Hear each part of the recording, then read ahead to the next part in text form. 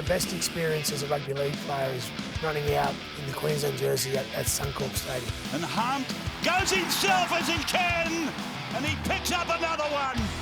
He goes Payne half. Oh, look at that. He is big, he is strong, he can offload. Here goes for Fido. It would have been easier to stop a truck that was coming that way. Hammerso, Tabuai, Fido. It's hammer time. Will now. She gets down low. She'll get it down this time. Victors in Women's State of Origin 2021. Well, thanks for joining us on another edition of Queenslander in the lead up to the NRL Finals series where, Lockie, hopefully your Broncos will be there. They've hit a bit of a hurdle. Back-to-back losses. What's gone wrong for Brisbane? Oh, I think the West Tigers loss sort of zapped their confidence a little bit, and then the Pat Carrigan decision. And then, I think whether Pat Carrigan plays against the Roosters, I don't think it changes the result. Roosters were really good early, so it's now 2 losses in a row, and just probably it's just going to be a challenge for them, mate. I think getting back into the winners' circle will go a long way to getting that confidence restored. And Newcastle had a win on the weekend, which will give them a lot of confidence. But if they can get 2 points this weekend, then I think everything's back on track. I agree with you, Lockie. I think that that loss to the Tigers certainly damaged their confidence a fair bit. There seemed to be a little bit of self-doubt the next time that they went out there, and we've become quite used to seeing them perform quite well, get over the top of the opposition and stick to the game plan. That was a pretty tough game, and it really did appear as though it had more of a mental injury packed to Brisbane than the physical one. And do you think now their top 4 hopes are shot? You look at that middle part of the top 8, it's really congested, and the Broncos play Knights, Eels, Storm, Dragons to finish, so it's not the easiest way home. Oh, the moment you think you've got an easy run home, that's when it comes back to bite you. So they got Storm at home, they got the Eels away, I think, and so Knights, Storm, and there's one other at home. I think it's maybe the Eels. I think it might be 3 in a row because the last round is away. Is away, Dragons, yeah. So, no, look, it's 1 week at a time, but I think given Newcastle will be buoyed by the fact they had a win on the weekend, they won't be an easy assignment. So they'll have a challenge on their hands this week, but it's a game that they can win and sort of get that momentum back that they need going into the finals. Look, their top 4, I think, is starting to slip.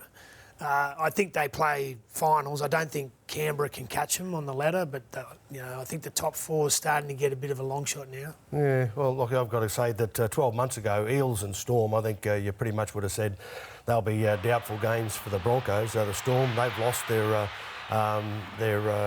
appeal to a lot of the punters these days, who probably put a little bit of doubt. I still think that they'll be tough, as will Parramatta. But Brisbane, the damage that they've had is self-confidence, and I think Kevy will work together pretty well with his coaching team and try and get a little bit of that self-belief back on board. If they can do it, then they're a strong chance of recovering, because it's imperative they do it. If they're going to be in the finals, they've got to have a fair bit of confidence on board when they go in. And the talk is this week, Tamari Martin will come back and play fullback. Lockie, what does he add to the side? Because when they were playing their best football, he was in the number 1 jersey. Yeah, when he came back, I think they won 7 in a row. And I'm not sure if Tamari was a part of every one of those, but I think it was at least 6. And it wasn't an easy night for a fullback in Sydney last week. So it was tough conditions, slippery. So Testy didn't have his best game, but neither did a lot of the Broncos. So I don't think he did any more wrong than anyone else. What Tamari brings, and I've said this before, is he brings his outside men into the game because of his passing. So it just depends on which way Kevy wants to go. Testy's more of a runner. He's quite agile with the football, quite strong. Whereas Tamari's more of he is a ball player playing in the 1 position.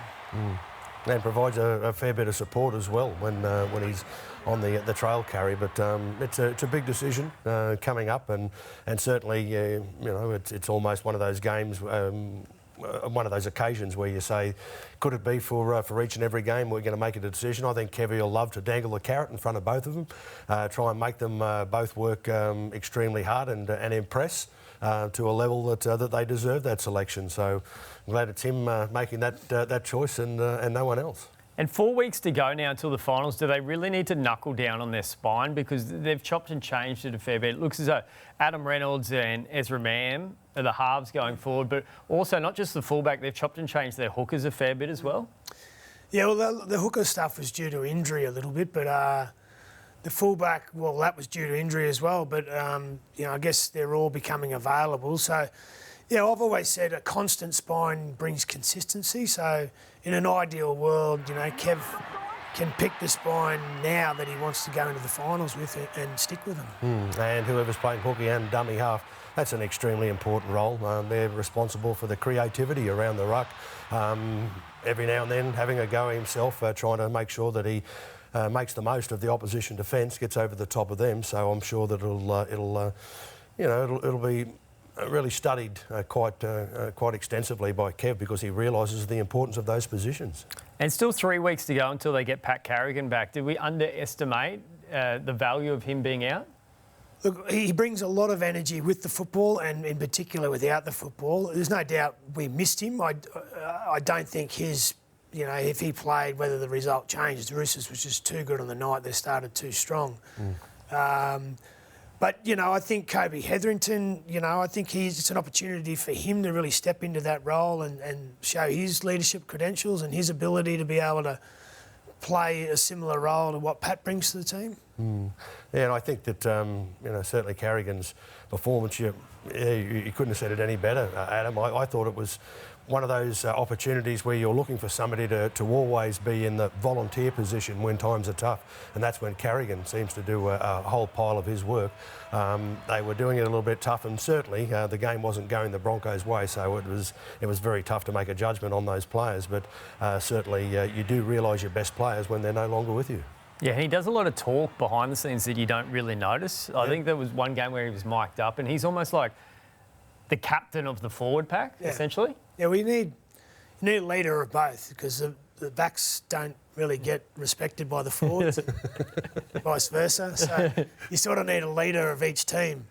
So it'd be interesting how it worked for you, Wal, because you played a bit of 6 and a bit of 13, but the forwards never really respected the backs. No, I've got to agree with you there, Lockie. We were 2 number 6s that always used to get a gobful from the forward, saying that you pretty boys in the back line, you get all the credit for the action that we do up front, and if we don't do that work and be able to dominate the middle of the field, then it's almost impossible to take charge. And I think we both agree that certainly is the case. But you've got to have a number 6 in place that's able to take over if things aren't working out up front, then you've got to make sure that you lift the intensity of your game and try and change the role of your performance just a little bit. Well, it was evident, in the in-goal area the other night after the Roosters had scored. Like, you could see Adam Reynolds talking, but then there was that sort of no Pat Carrigan talk. So, yeah, look, at the end of the day, he's not there for another 3 weeks, so they just need to find a way to compensate for what they're missing. Now, the talk to reintroduce reserve grade competition next year continues to persist, but the QRL is pushing back against the ARLC plans to introduce it for the Broncos, the Titans and Cowboys. Yeah. We're flying that far. We're flying that far under the radar, and essentially the Dolphins as well. I guess the big question is, do we keep the Q Cup the way it is, or do we try and integrate it? I've been a pretty strong advocate of keeping the Q Cup the way it is. I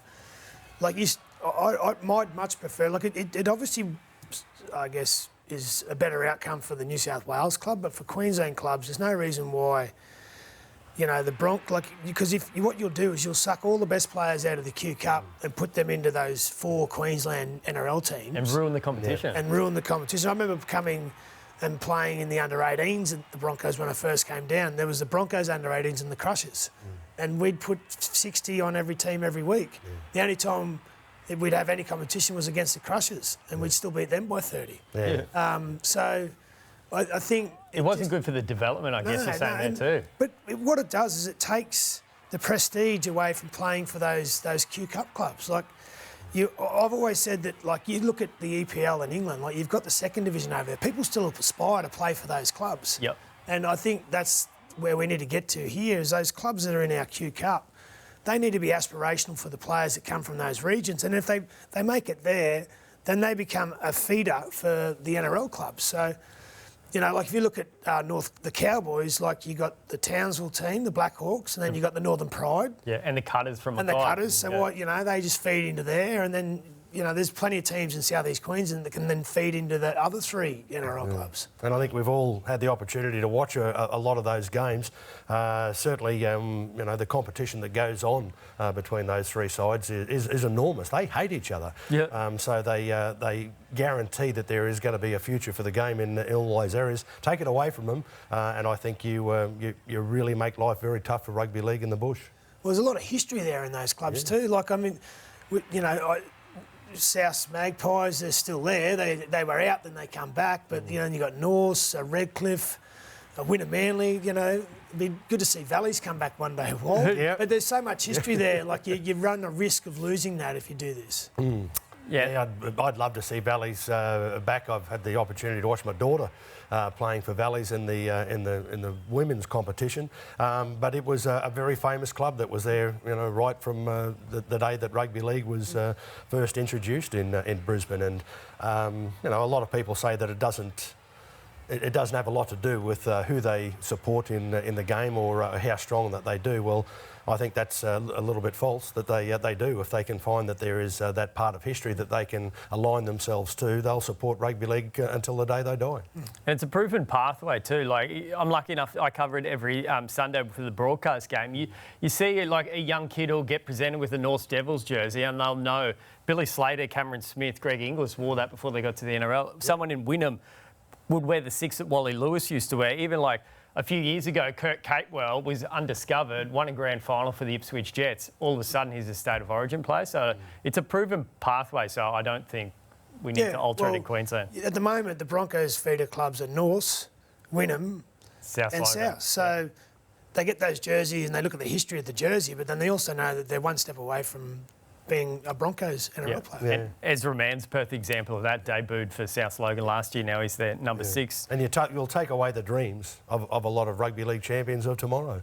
It's something, and you know, we've just been talking about it, Lockie, how when we were kids, that was the biggest dream that we had. We wanted to try and do that. And I remember watching Darren Lockyer come along the first time in a Broncos jersey, and I think I went up to him at the Broncos Leagues Club to meet him and see who this young champion was that was taking over, and it was fantastic. And all kids have dreams like that, and I think both of us have had that opportunity where we go out and we get the chance to speak to tomorrow's champions, and you know, their dads always want you to tell them the same story. You know, tell them, how did you make it? What was it that was the difference between success and failure? And you pretty much, I think we all say the same report, is that, look, your son's already got the skills. If he didn't have them, he wouldn't be here in the first place. So good luck to him, and let him go on with it from here. Lockie's voice was a bit different back in that day, wasn't it? It was a bit higher pitched. I can't even do a high-pitched voice. You know, hello, Wal. Hello.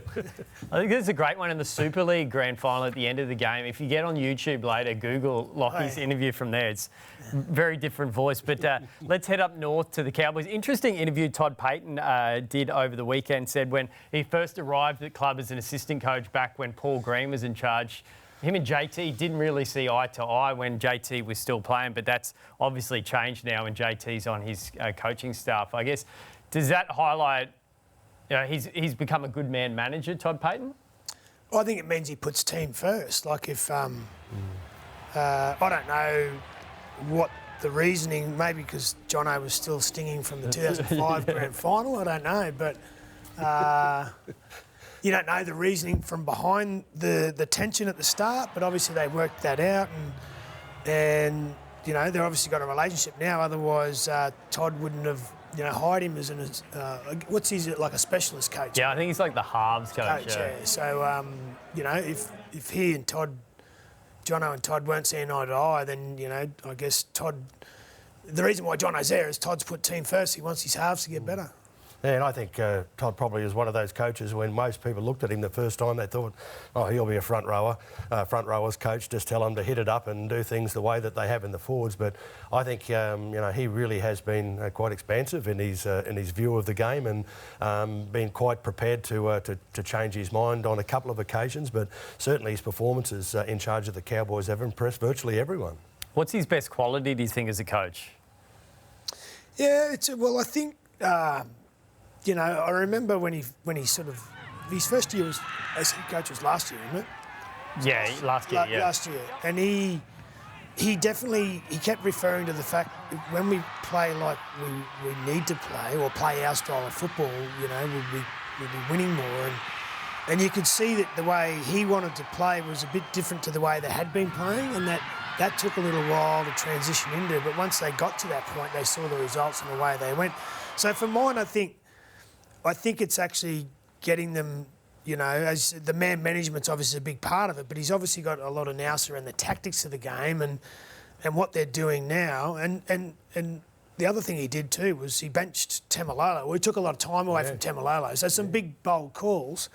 So I just think he's across the game from a tactical perspective, and he obviously knows how to manage his players, you know, respective of the type of personality. And at the moment, it's working. Yeah, I think his judgment of those players has been fantastic. When he first took over, I don't think anyone gave him too much of a rap, but he's been able to bring some of the youngest talent that nobody had heard of at the start of the season. And here we are, you know, halfway through the year, and or 2/3 of the way through the season, and they're regular first-grade footballers that have gone on to play Origin football, and so his judgment and the coaching staff that he worked with, he's obviously quite willing to listen to anything that he's given advice on and be able to work with that. But I think he's been absolutely wonderful as a coach.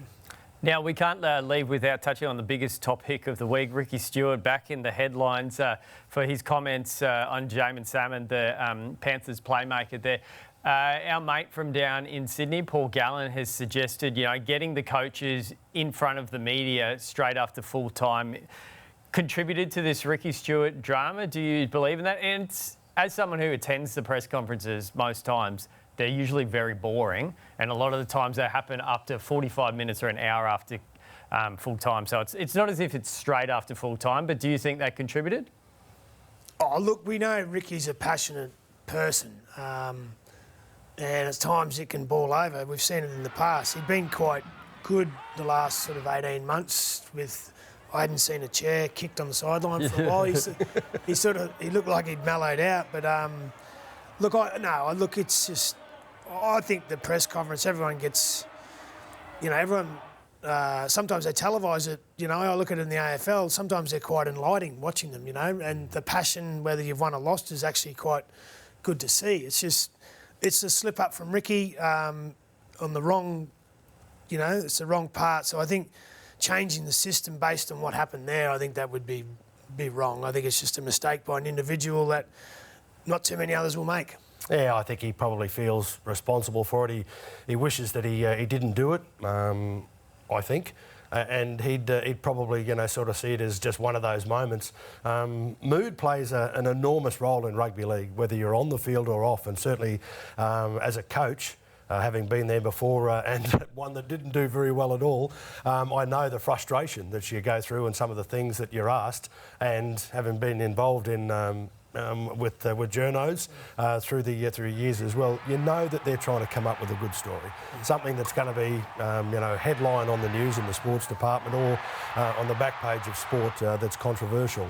So they will be dangling that carrot in front, and I'm sure Ricky wishes that he handled it a little bit better. I agree with you, Lockie, on that. It's a very tough time, but you know, I've seen some coaches over the years that you know, have snapped. It's just an indication that mood plays an enormous role in footy, and you know, we often wish that we didn't say certain things throughout the course of our time, our careers, and it's a very difficult one to make a judgment on. I'd like to see Gal come back the next day after a game and do an interview. Yeah. 8 o'clock, Gal. We're not doing an interview tonight after the game. You can come back at 8 o'clock.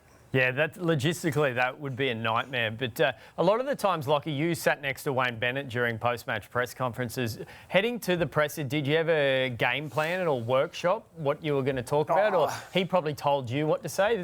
We'd always have a media manager, and I don't think the media manager told Wayne to say anything, really. Wayne knows how to handle the media, and sometimes you come to the captain, the media manager, and say, look, There might have been something that happened in the game. They might ask you about this, and probably the best way to respond is like this. And so you'll have a media manager. And sometimes, media managers, for whatever reason, if the coach is letting off some steam, they might not want to go near him. So it's probably just understanding as an individual that if your emotions are running high, that you just need to take a deep breath and know that you're going to be asked about something, and you just need to know how to answer it. Yeah, I think I remember Wayne saying a few times that, look, if there's nothing positive to say, why bother? I think he probably learnt his trade through Jack Gibson, who was the best in the early days.